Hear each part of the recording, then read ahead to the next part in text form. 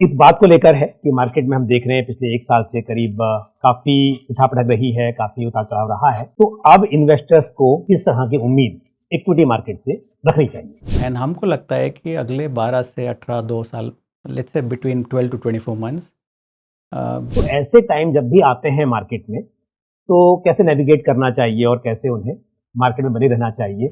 there are enough and more companies which will grow profits at healthy double digits consistently over the next few years. तो अब investors को क्या करना चाहिए? जो मेरा सवाल था कि स्मॉल कैप में वो ज्यादा इन्वेस्ट करके बैठे हुए हैं, तो क्या उन्हें अपने पोर्टफोलियो को ठीक करना चाहिए? That आपको स्टॉक सिलेक्शन की ज़रूरत नहीं थी, you just had to be in the market to benefit from it, which is why I said that you need to reflect on what you own. आँख बंद करके कहीं पैसा डालेंगे और आपका रिटर्न अच्छा बन जाएगा। You have to. तो क्या इन्वेस्टर्स को सच में निकलना चाहिए या कितना टाइम वेट करना चाहिए उस स्कीम में? So you have to build your portfolio basis mid to long term views. On an average, इस fund में cash levels has been between returns were very high, and my observation was that investors started expecting the same returns forever.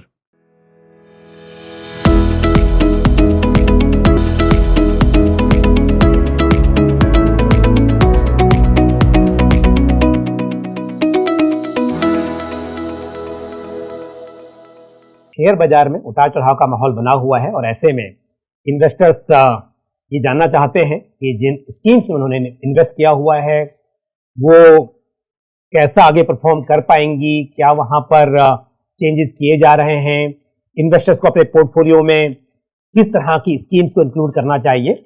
और इन सभी सवालों के जवाब पाने के लिए मैं अक्सर आपकी मुलाकात कराता हूं फंड मैनेजर से। नमस्कार, आप देख रहे हैं फंडनामा। मैं हूं पंकज मटपाल और इस कड़ी में आज मैं आपकी मुलाकात कराने जा रहा हूं टाटा म्यूचुअल फंड के फंड मैनेजर मिस्टर चंद्रप्रकाश पेडियार जी से, और उनसे हम मार्केट के बारे में तो बात करेंगे ही, साथ में टाटा स्मॉल कैप फंड में क्या उन्होंने कोई बदलाव किए हैं या किस तरह की उम्मीद इन्वेस्टर्स को इस स्कीम से रखनी चाहिए, उन सब पर भी चर्चा करेंगे। सर नमस्कार, स्वागत है आपका हमारे इस कार्यक्रम में। नमस्कार पंकज जी, बहुत अच्छा लग रहा है आपके साथ वापस आने के लिए। Thank you very much sir.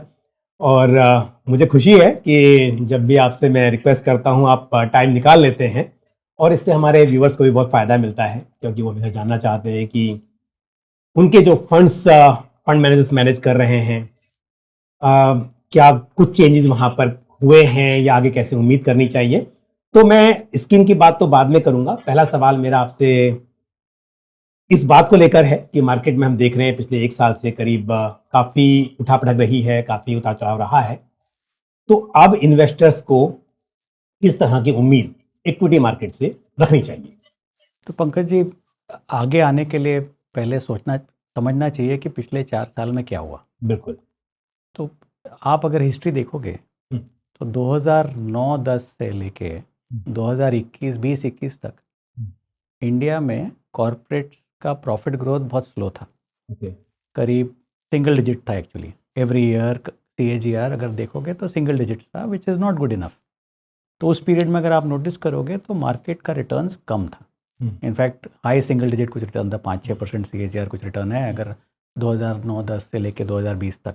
तो फॉर बहुत लंबे समय तक शेयर मार्केट इंडिया में ज़्यादा रिटर्न नहीं दे रहा था, और वो उसका कारण ये था कि प्रॉफिट ग्रोथ कम था। बेस इफेक्ट जिसको कहते हैं हमारे मार्केट में होता ये है कि जब बहुत समय तक प्रॉफिट ग्रोथ नहीं होता है तो बिजनेस का relative to your economy size profit percentages go down. For example 2008 जो पिछला साइकिल था, जो पीक था, उस टाइम पे profit to GDP was something like 6.8%, जो हमारा प्रीवियस पीक है। यही चीज़ 2020 में घट के 1.7% हो गई। तो for a very long time India में कुछ ऐसा आप कह सकते हो एक तरह से कि Indian corporate didn't do much. It was a long period of consolidation. उसमें एक कारण ये था कि बैंक्स जनरली, अधिकतर सारे banks, specially PSU banks, they were reporting losses, and banking sector is the largest profit pool in any economy, especially in India. 40% of Sensex, for example, 40% plus is financials. तो अगर banks अच्छा नहीं करेंगे तो profit pool घट जाता है, और वो काफ़ी PSU बैंक्स तो लॉस कर रहे थे 2018, 19, 20 में। this profit to GDP number, one from 1.8%, has grown to 5.2, 5.3% today. So between 2021 and 2024-25 लगातार बहुत ज़्यादा प्रॉफिट ग्रोथ आया. स्पेशली बैंक्स जो लॉस कर रहे थे वो आज बहुत ज़्यादा प्रॉफिट कर रहे हैं, specially PSU banks again. So we have had a scenario from a very low base. All companies, whether it is large cap, mid cap, small cap, every company grew profits at 20% plus CAGR consistently for 4 years at a stretch.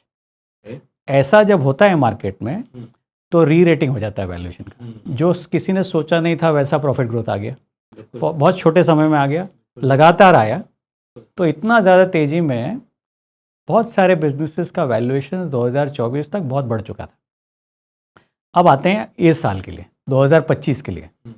पिछले 12 महीने में दो चीज़ें हुई हैं. एक तो profit growth थोड़ा स्लो हुआ है.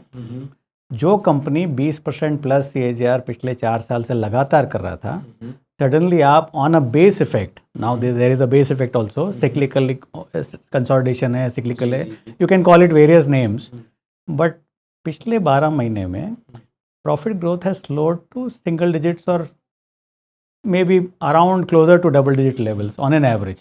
Let's say Nifty, for example, average profit growth would be around 6 to 10% in that range for calendar year 2025 on a trailing 12-month basis. Mid cap, small cap will be similar. So इतना ज़्यादा profit growth के बाद suddenly अगर कम होता है और अगर valuation जिस कंपनी का 40 PE या 30 PE एवरेज में हमारे मार्केट में आपको पता है, हम भी कहते थे पिछली बार हम जब मिले थे, I told you that valuation market में बढ़ गया है. बिल्कुल. वो 2025 में we had two things. One was valuations on the higher side and two profit growth slowed down which resulted in a consolidation of the market. So Nifty companies ने तो भी रिटर्न दिया है of around 8-9%. Mid cap was 0, small cap was minus 6.6% in 2025. So we did see a level of consolidation. Now coming to what happens in the future, to your question, is that 2025 हमारे हिसाब से जो हुआ है, it was not a trend. ये हमारे हिसाब से it was a one-off. Why I say this? Let's look at the macro story. We are today at 5.2, 5.3% as a percentage of GDP in terms of corporate profit, listed corporate profit. मैंने आपको बताया 2008 में हमारा previous peak 6.8 था.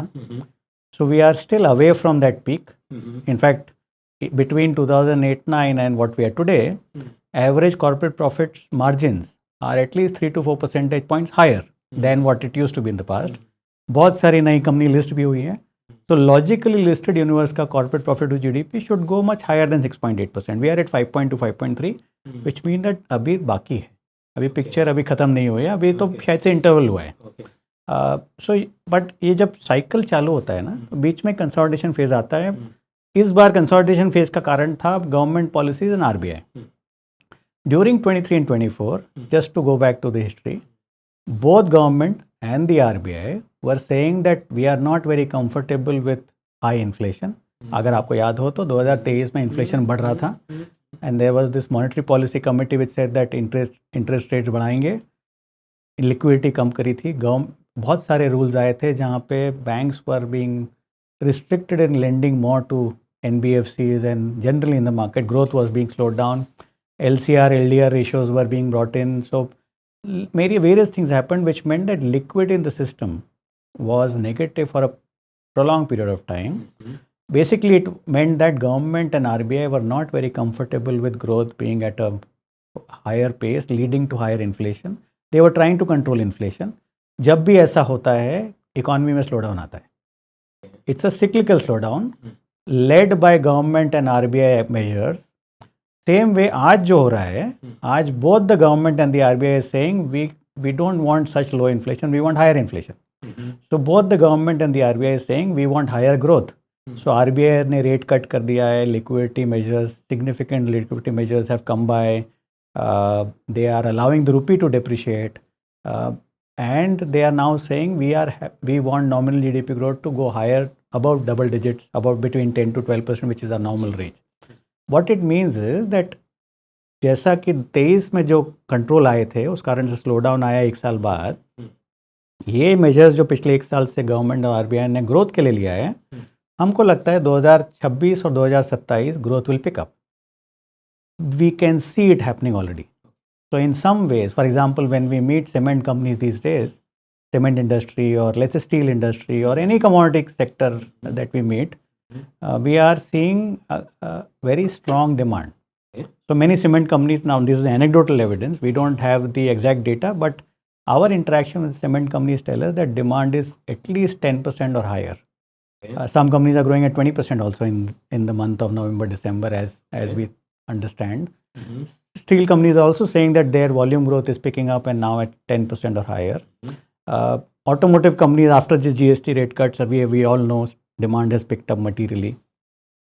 So we are seeing price increases also. So incremental, let's say पिछले 12 महीने में अगर inflation 1 to 2% था, we think inflation for the next 12 months will materially be higher. So your nominal GDP growth, which went down to 8 to 9% in the last 12 months, will go back to 10 to 12%. Real GDP continuing at 6-7%. So your inflation goes from 1 to 2% to 4-5%, which basically means that जो slowdown आपको profit growth में पिछले 12 महीने में दिखा, वो अगले 12 महीने में नहीं दिखेगा. आपको in fact growth pick up होते हुए दिखेगा, which makes us optimistic. So to come a long answer to your question, but I would say that we are optimistic. We think that पिछला 12 महीना was just a pause in the overall good story. And हमको लगता है कि अगले 12 से 18 2 साल, let's say between 12 to 24 months, we would be optimistic, or we would say that investors should not take this as a sign of negativity.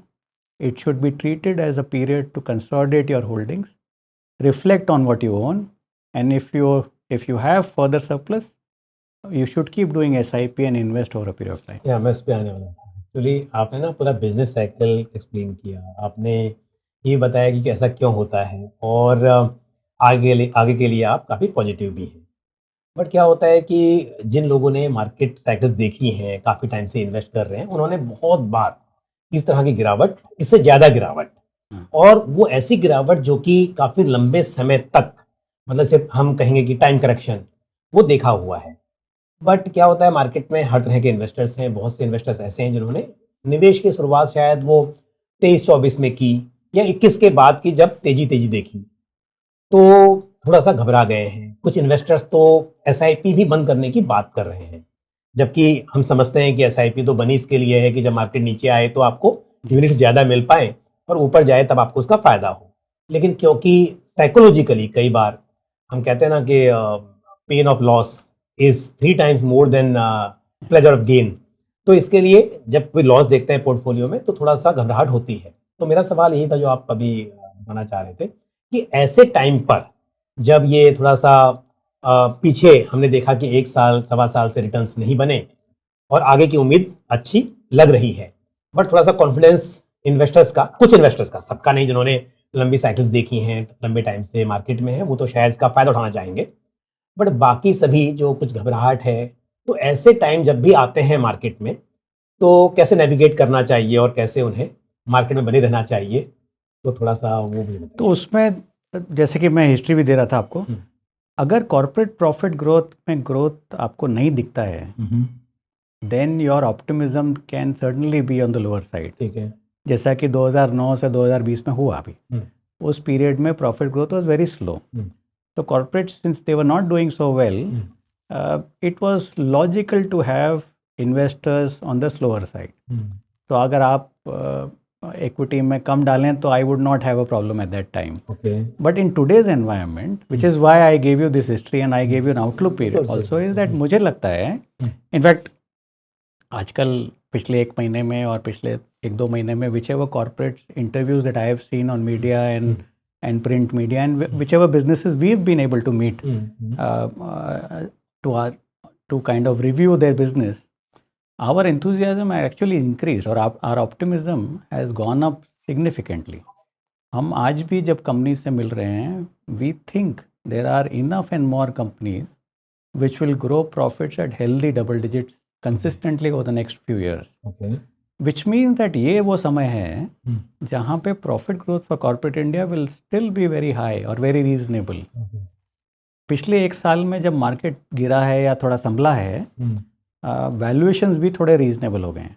तो अभी दोनों पॉइंट्स थोड़ा हमारे फेवर में, इन्वेस्टर के फेवर में। Valuations have come down and earning growth is picking up, which means that in this time, which is why I was recommending that these are good times for people to not stop their SIPs.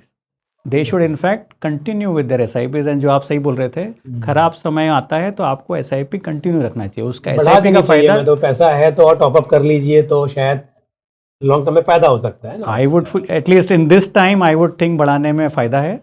But even if you don't want to increase, at least continue with what you have. That benefit of averaging on the lower side will give you the most benefit. तो जो मैंने कहा बिल्कुल आपने endorse किया है कि इस वक्त पर यदि आपने SIP रोकी, पैसा विड्रॉ किया, रिडीम किया यूनिट्स को, तो फ्यूचर में शायद आपको ऐसा फील होगा कि आपने वो गलत किया था। तो ये सही समय है जहाँ पर आपको इन्वेस्टमेंट कंटिन्यू करना चाहिए। सर, दूसरा सवाल ये है कि हमने देखा इन्वेस्टर्स ये कहें कि अक्सर ऐसा होता है कि जिस एसेट क्लास में तेजी होती है उसमें इन्वेस्टर ज़्यादा इन्वेस्ट करते हैं, या फिर जिस मार्केट कैप में ज़्यादा तेजी दिखाई दे रही होती है और जिसमें हो चुकी होती है, रादर मैं कहूँगा अगर ये पता हो कि अब होने वाली है वहाँ इन्वेस्ट करें तब तो ठीक है। बट अक्सर ये होता है कि रिसेंसी बायस जिसको हम बोलते हैं, अक्सर इन्वेस्टर्स ये देखते हैं कि पीछे किस एसेट क्लास ने, किस मार्केट कैप ने ज़्यादा अच्छा परफॉर्म किया है, किस कैटेगरी ने परफॉर्म किया है, वहाँ ज़्यादा पैसा इन्वेस्ट कर देते हैं। अब अगर हम ये कहें कि इन्वेस्टर्स बिल्कुल एक मॉडल बेस्ड पोर्टफोलियो बनाएं और जहां पर कि आपके प्रॉपर असर लोकेशन हो और विद इन इक्विटी भी आपका लार्ज कैप ज़्यादा हो, मिड कैप उससे कम हो, स्मॉल कैप और कम हो, तो फिर तो सब कुछ ठीक ही होगा। बट हमने देखा कि 2021 से लेकर और टू बी वेरी प्रिसाइज सितंबर 2024 तक small cap was out performing mid cap and large cap. तो इन्वेस्टर्स ने अपना एलोकेशन बहुत ज़्यादा बढ़ा दिया। एक तो बढ़ भी गया क्योंकि जो इन्वेस्टमेंट था उसकी ग्रोथ ज़्यादा हुई तो वैसे भी बढ़ गया और पैसा भी ज़्यादा इन्वेस्ट किया है। और उसमें ऐसे इन्वेस्टर्स जिन्होंने थोड़ा देर में शुरुआत की, जब ऑलरेडी मार्केट या स्मॉल कैप ऊपर जा चुका था, तो उनको थोड़ा सा इस वक्त पर नुकसान हो रहा है। तो मेरा एक सवाल आपसे ये था कि हम देखते हैं, अगर हम इंडेक्स की बात करें पिछले एक साल में, तो स्मॉल कैप ने लार्ज कैप मिड कैप के मुकाबले थोड़ा अंडर परफॉर्म किया है, ठीक है ना। तो अब इन्वेस्टर्स को क्या करना चाहिए? जो मेरा सवाल था कि स्मॉल कैप में वो ज़्यादा इन्वेस्ट करके बैठे हुए हैं, तो क्या उन्हें अपने पोर्टफोलियो को ठीक करना चाहिए या अभी रुक जाएं, क्योंकि स्मॉल कैप में भी आपको लगता है कि तेजी आएगी और जब वो नुकसान की भरपाई कर लें या अच्छी ग्रोथ, तब उन्हें बदलाव करने चाहिए पोर्टफोलियो में, और जो हम अभी बात कर रहे थे कि एलोकेशन सही होना चाहिए, तो यहाँ पर क्या रणनीति अपनानी चाहिए? तो पहला चीज़ Pankaj ji is that I would fully agree with you is that asset allocation को हमेशा माइंड में रखते हुए पोर्टफोलियो बनाना चाहिए। हर समय जो चल रहा है उसमें ज़्यादा एलोकेशन करने से आप शायद से you can never time your entry and exit perfectly. इसीलिए थोड़ा थोड़ा एक्सपर्ट से राय लेके, जैसे आप एक्सपर्ट हैं, people should take advice from people like you and build their portfolio basis the asset allocation. Having said this, given हो गया, तो कर दिया, अब जो हो गया है, so now आगे क्या करें? तो अगर किसी, आपका सवाल है कि अगर किसी इन्वेस्टर ने स्मॉल कैप में ज़्यादा एलोकेट करके रखा है और पिछले एक साल से थोड़ा पेन उनको लग रहा है मार्क टू मार्केट में, तो आगे क्या करना चाहिए? तो I would say that it depends on where you are invested and I will explain what I mean by that. क्या है, पिछले 4 साल में, स्पेशली 2023 और 2024 कैलेंडर ईयर में, over diversification was beneficial. What it means is that अगर आपने blindly बिना देखे समझे इंडेक्स फंड में पैसा डाला है या फिर किसी फंड में जहाँ पे सिग्निफिकेंट 150, 100, 150, 200 स्टॉक्स हैं, जिस फंड में जितने ज़्यादा स्टॉक उतना अच्छा परफॉर्मेंस, विच मीन दैट हमारा मार्केट पिछले 2-2.5 साल में the behaviour was such that आपको स्टॉक सिलेक्शन की ज़रूरत नहीं थी, you just had to be in the market to benefit from it, and which is why you would notice that many investors today would have now this is anecdotal, I don't have any proof to this, but मेरा ऐसा मानना है कि investors के पास जो direct invest करते हैं सबके पास 150-200 स्टॉक हो गए होंगे अभी पोर्टफोलियो में, हो सकता है। एंड ऐसे समय में क्या होता है, this happens at a time when the market nature is changing. What I mean by that is that today we've reached, for example, let me take you back to what I just said some time back. Corporate profit to GDP is today at 5.2-5.3%. It is still lower than the peaks, but it is not very low to the peaks. Okay. Which what happens at this stage is that we are no more at a low base, which means that you need to be very selective. Her business आज incrementally बहुत ज़्यादा grow नहीं कर पाएगा. Most businesses will grow around nominal GDP. Let's say if nominal GDP grows at 10%, most companies in India will be able to grow around the nominal GDP growth in terms of earning growth. तो ऐसा नहीं है growth खत्म हो रहा है, but growth will be more measured. But there will be some businesses across sectors, across market caps, which will be able to grow at a faster pace. So today, in today's market, stock selection has already become important. पिछले 12 महीने में हमको दिखता है ये, where stock selection is delivering better performance.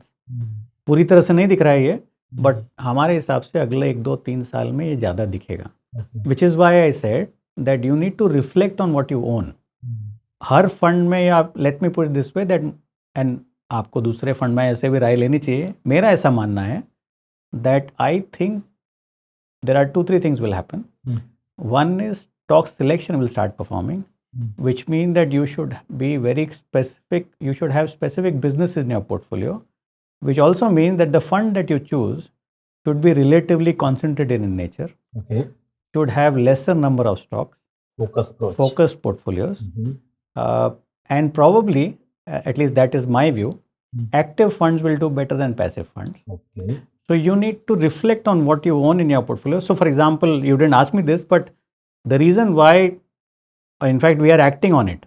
So in our fund, for example, Tata Small Cap Fund. उसके ऊपर तो yeah, but मैं ये just to link this question, पिछले 1 साल में, because हमको ऐसा लगता है कि ऐसा हो सकता है, we were very busy changing our portfolio. So in the last 12 months, in Tata Small Cap Fund, we would have churned 70% plus of the portfolio. So we have made material changes. Not only this, in Tata Small Cap Fund, we have concentrated our portfolios. So though the number of stocks are still at around 60-65 stocks, but the top 30 stocks today constitute around 80% of the portfolio. So we have materially concentrated our high conviction bets, जहाँ पे हमको लगता है profit growth can be very high. So, but by nature, we are early investors. So we have bought businesses which market may be ignoring. And as and when these companies deliver earnings over a period of 3 years, next 3 years, these businesses should deliver very strong growth, and hence the market will reward us for our patience. So we have made those changes in the fund, and we expect to do very well over the next 2-3 years basis the changes that we made. I think जब investor आज review कर रहा है अपना portfolio, to answer your question now, you should reflect on what they own in their portfolio.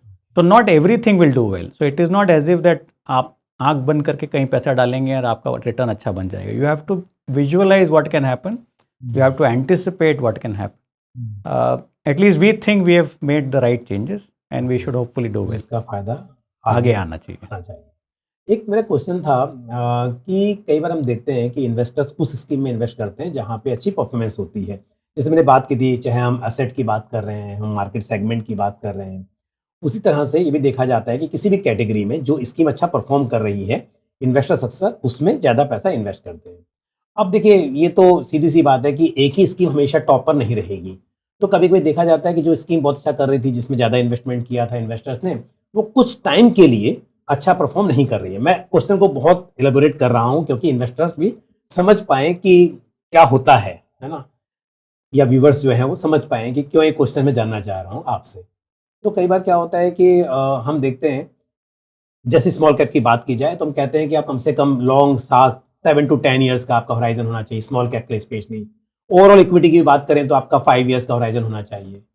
तो investors करते तो हैं इन्वेस्टमेंट 7, 10 और कई बार तो ये भी कहते हैं कि मेरा जो टाइम होराइजन है 25 ईयर्स का है, और वो स्कीम जिसमें उन्होंने इन्वेस्ट किया है उसने 3 साल 4 साल अच्छा परफॉर्म किया है. और वो मान लीजिए 1 क्वार्टर 2 क्वार्टर या हो सकता है 1 साल से अच्छा परफॉर्म नहीं कर रही है, अब इन्वेस्टर्स वहाँ से निकलना शुरू हो जाते हैं। तो एक तो उन्होंने जहाँ पर ऑलरेडी वो चल चुकी थी, अच्छी चली थी, वहाँ पर इन्वेस्ट किया है, और उसके बाद में जब वहाँ पे देखा कि नहीं चल रही है वो स्कीम, उस तरह टॉप 10 में भी नहीं है, तो एग्जिट कर जाते हैं। तो मेरा सवाल बड़ा स्पेसिफिक है आपसे, क्योंकि मुझे ऐसा लगता है कि कोई भी स्कीम अगर नहीं चल रही है तो फंड मैनेजर्स उसमें कुछ बदलाव कर रहे होंगे, जिसका आपने भी आंसर भी दिया। जैसे आपने बहुत बदलाव किए आपके फंड में, तो सभी फंड मैनेजर्स अगर स्कीम अच्छा नहीं परफॉर्म कर रही है तो कुछ वहाँ पर चेंजेस करेंगे, सब करेंगे।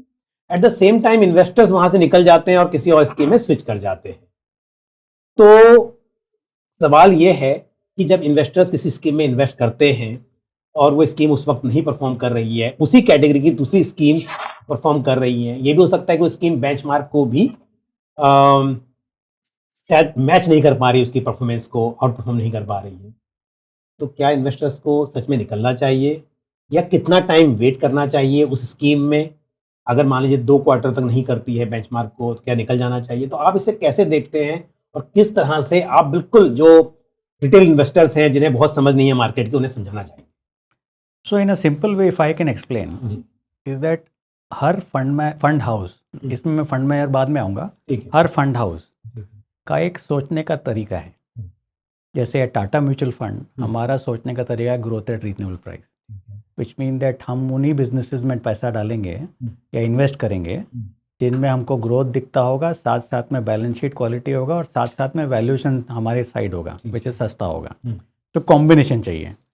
वैसे ही there is a mutual fund, there are mutual fund which focus only on value, there are mutual fund who focus only on growth, there are mutual fund who focus on various combinations of thought process, momentum ज़्यादा momentum भी होते हैं, ऐसा भी होता है। तो ये मैं इसलिए बता रहा हूँ क्योंकि मार्केट एक जैसा नहीं रहता है, मार्केट ऊपर नीचे होता है, एंड हर 1-2 साल में cycles come and go, and flavour of the market keeps changing. हम हमारा स्टाइल चेंज नहीं करते हैं, बट मार्केट अपना स्टाइल चेंज करता रहता है, विच मीन दैट फॉर एग्जाम्पल 2020-21 से लेके 2022-23 तक वैल्यू बहुत ज़ोर से चला। 2022 से लेके 2024 तक 23 तक growth at reasonable price style, हमारा जो स्टाइल था वो बहुत अच्छे से चला। 2024 स्पेसिफिकली वाज मोमेंटम, बहुत ज़्यादा मोमेंटम चला। तो हर तरह का स्टाइल हर मार्केट में चलता रहता है। इसका मतलब ये नहीं कि दूसरा स्टाइल खराब है, इट जस्ट मीन्स दैट आपका टाइम अभी नहीं आया है, विच मीन्स दैट अगर which is where asset allocation comes in. आप जब किसी, आप तो आई एम श्योर आप एक्सपर्ट हैं, आप एक्सपर्ट एडवाइस सही करते ही हैं, बट जब एडवाइज़र आप भी जब एडवाइस करते होंगे तो आपके पोर्टफोलियो में किसी इन्वेस्टर को एक थोड़ा वैल्यू देते होंगे, थोड़ा ग्रोथ एट रीजनेबल प्राइस दे रहे हैं, थोड़ा मोमेंटम दे रहे हैं, ताकि एक एसेट एलोकेशन हो जाता है कि इन्वेस्टर का कुछ पैसा हर स्टाइल में over a period of time रहे, विच इज़ वाई जब जैसे for example I come to my own fund, Tata small cap fund 2025 में इतना अच्छा नहीं करते हुए दिख रहा है अभी, बट वो हमने because we change the portfolio, तो these are early days for these companies to do well, हमको लगता है अगला 2-3 साल we should do well, but फिलहाल इतना अच्छा नहीं दिख रहा है। Does it mean that we are bad? No, it is just that we have change the portfolio.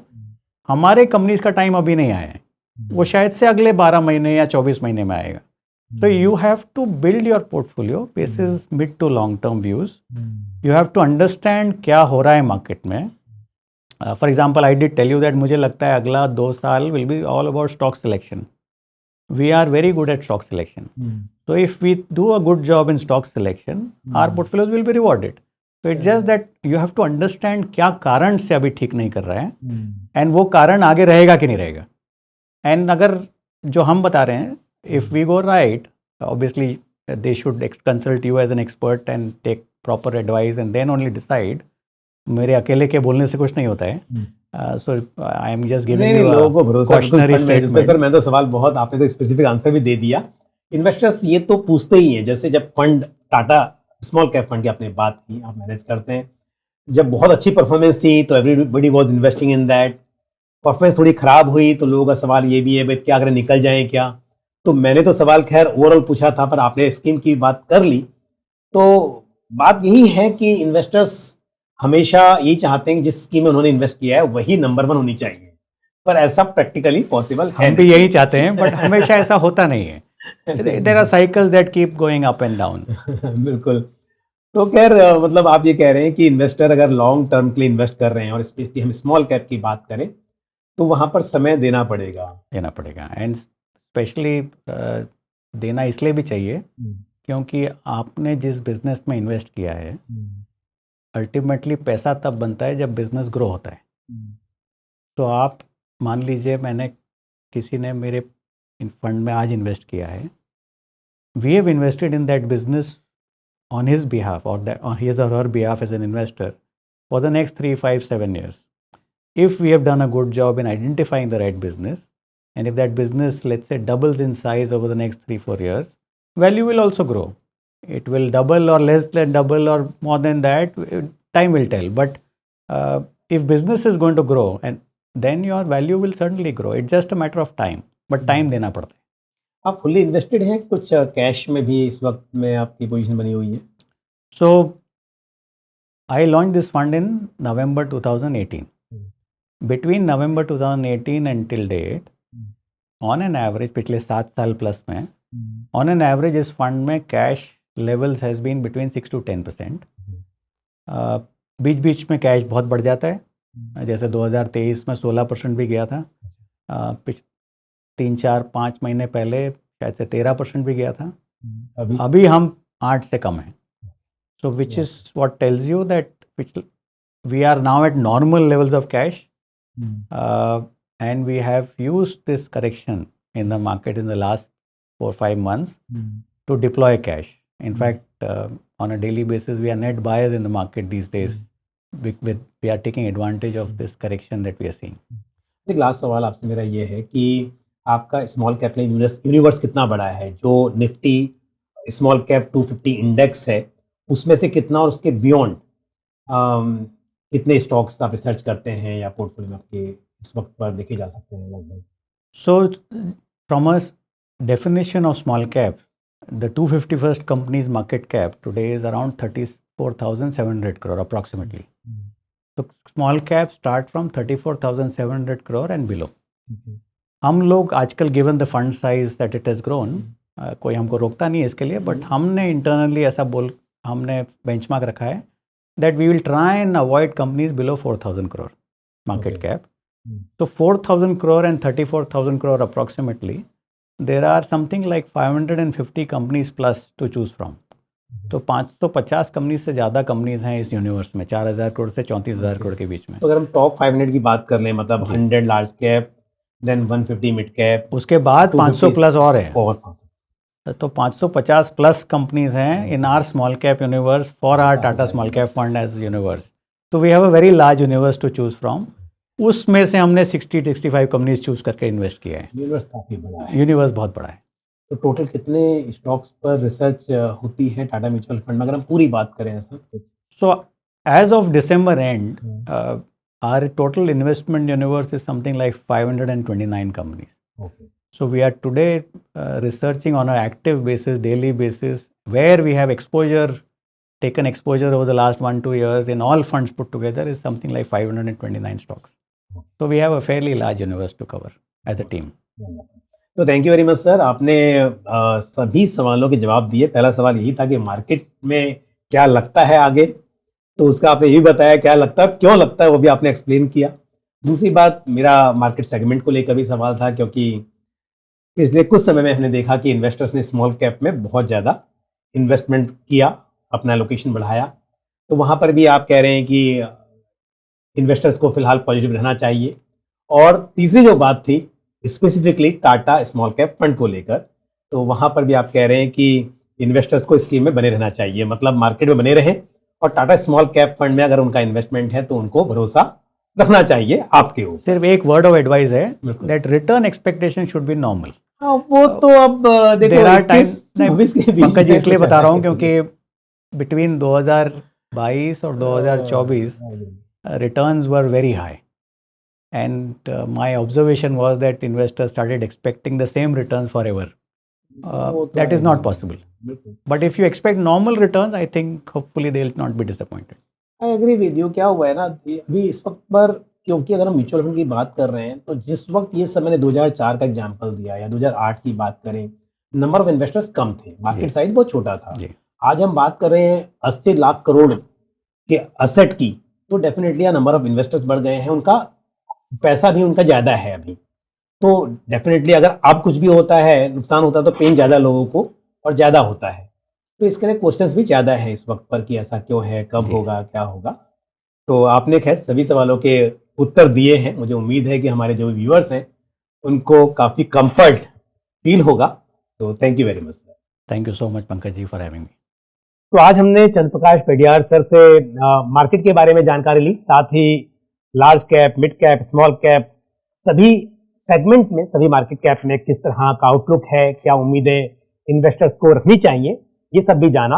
और विशेष तौर पर टाटा स्मॉल कैप फंड को लेकर किस तरह की उम्मीद इन्वेस्टर्स को रखनी चाहिए, क्या उन्होंने वहां पर बदलाव किए हैं, किस तरह से स्कीम को प्रेजेंट में मैनेज किया जा रहा है, वो सब बातें मैंने उनसे जाननी चाहिए। और सर ने बहुत ही सिंपल शब्दों में सभी सवालों के उत्तर दिए हैं। मुझे उम्मीद है जानकारी को पसंद आई होगी।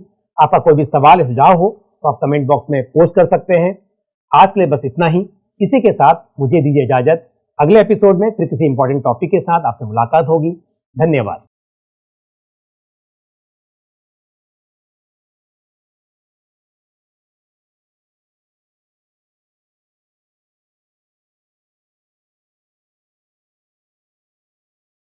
म्यूचुअल फंड निवेश बाजार के जोखिमों के अधीन है।